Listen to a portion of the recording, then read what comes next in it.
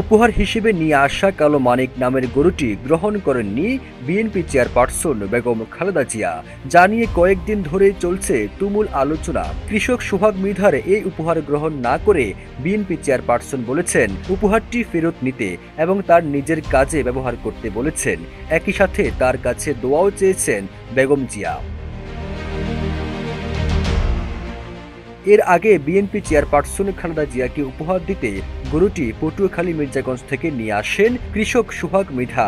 এরপর কালো মানিক নিয়ে বিএনপি চেয়ারপারসনের গুলশানের বাসা ফিরোজার সামনে হাজির হন তিনি। তবে সেটি গ্রহণ করা হবে না বলে তাকে জানিয়ে দেন বিএনপি চেয়ারপারসনের ব্যক্তিগত চিকিৎসক AZM জাহিদ হোসেন।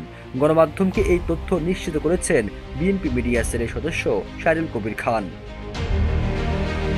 ওয়ালটন আবারও মিলিয়নিয়ার অফারে ওয়ালটন ফ্রিজ কিনে আপনিও হয়ে যেতে পারেন মিলিয়নিয়ার।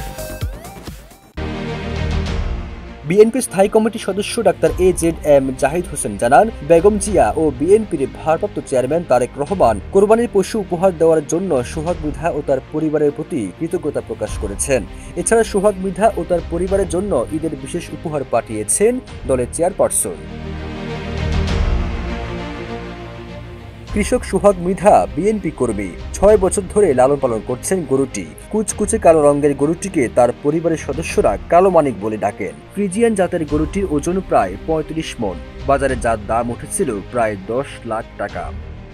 সবুজ আলম, ইত্তেফাক।